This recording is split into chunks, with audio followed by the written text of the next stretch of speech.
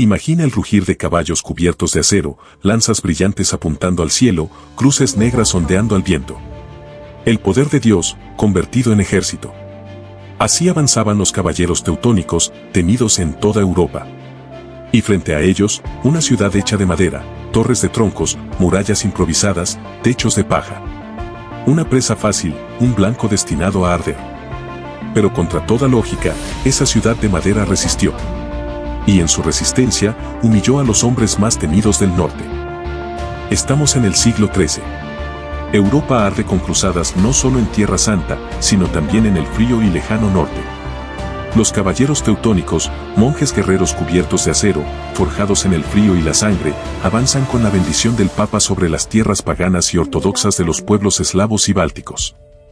Su objetivo, Nóvgorod, la ciudad de los mercaderes, centro de comercio y orgullo ruso, defendida apenas por murallas de madera y campesinos convertidos en soldados.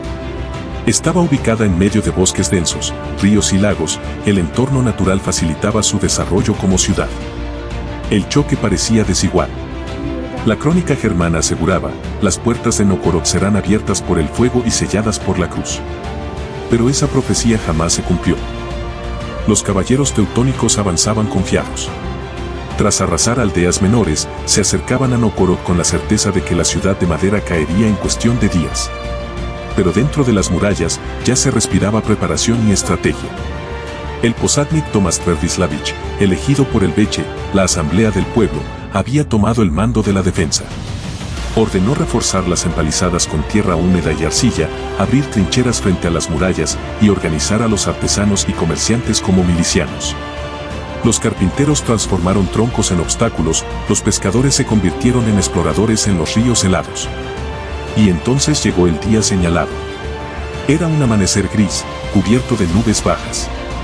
El río Volkhov estaba helado, la nieve caía espesa sobre los techos de madera. Desde las torres de vigilancia, los vigías tocaron los cuernos de guerra. En la distancia, una marea de cruces negras avanzaba sobre la nieve, el brillo de las armaduras teutónicas reflejaba los débiles rayos del sol invernal. Dentro de la ciudad, los niños fueron escondidos en sótanos, las mujeres ayudaban a preparar agua hirviendo y resina, los hombres afilaban hachas y lanzas improvisadas. El silencio previo a la tormenta pesaba como plomo. Cuando los invasores llegaron a las murallas y encendieron sus antorchas, confiados en reducir la ciudad a cenizas, ocurrió lo inesperado, las llamas se apagaron al instante. La madera, cubierta de arcilla húmeda, era impenetrable al fuego. Los caballeros, atónitos, comprendieron que aquella ciudad no era una presa fácil. Ese día comenzó la paradoja, Nóvgorod, la ciudad de madera, se preparaba para humillar al acero. Los hombres de Nóvgorod no se limitaron a esperar. Desde troneras invisibles, lanzaban flechas que silbaban como avispones entre la niebla. Hervían resina en calderos, su olor denso llenando el aire, y la arrojaban desde lo alto como lluvia de fuego. En las noches, surgían de entre los árboles con el sigilo de los lobos, atacando y desapareciendo sin dejar rastro. Para ellos, no era solo una batalla, era la defensa de sus hogares, de sus hijos dormidos tras los muros, de las historias contadas al calor del hogar. Peleaban con los dientes apretados, con los ojos encendidos por la furia del frío y el miedo de perderlo todo.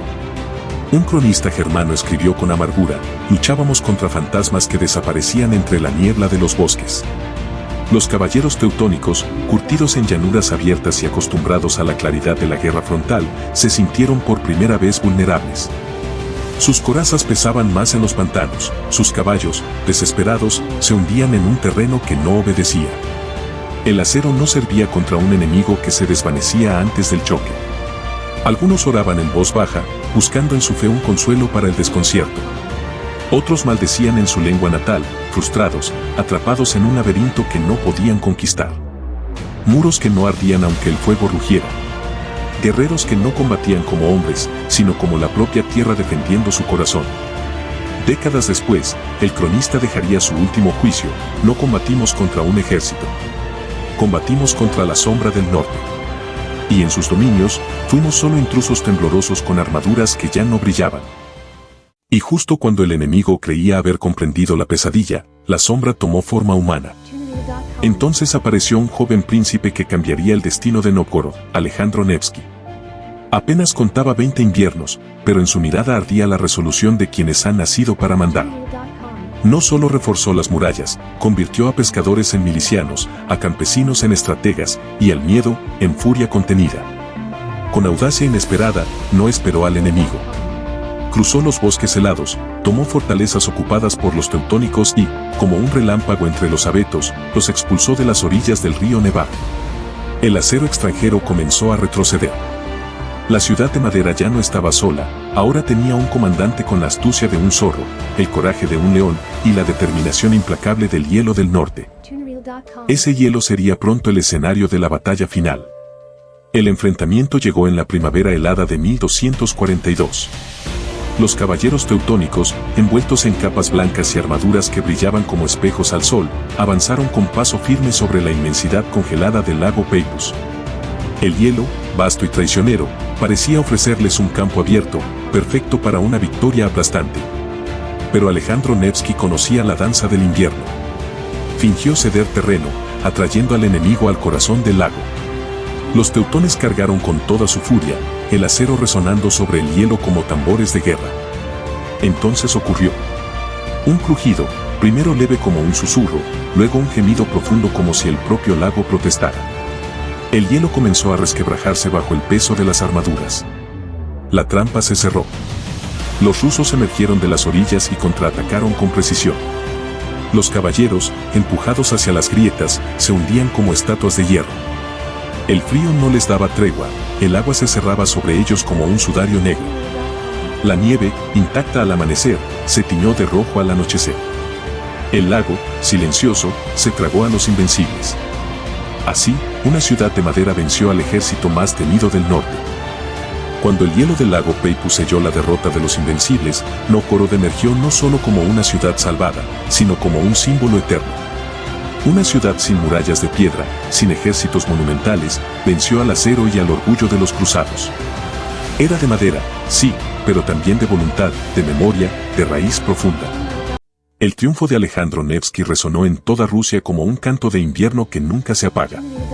La Iglesia Ortodoxa lo elevó a los altares, pero su santidad ya vivía en el corazón del pueblo. Era el defensor, el zorro que engañó al lobo, el escudo de una fe que se negó a ceder. Los caballeros teutónicos jamás olvidaron aquella humillación. No fueron vencidos por una fortaleza de piedra, sino por una ciudad viva, nacida del bosque, que supo pelear como él, silenciosa, astuta, invencible. Hoy, cuando el hielo cruje en el norte, aún parece susurrar su nombre, Nevsky. Esta es la paradoja que la historia nos regala. Lo humilde venciendo a lo arrogante. Lo frágil superando a lo fuerte. La madera resistiendo al acero. Porque al final, no fueron murallas ni ejércitos los que ganaron aquella guerra, sino la voluntad de un pueblo que se negó a arrodillarse. Y el ingenio feroz de un joven que supo leer los signos del invierno.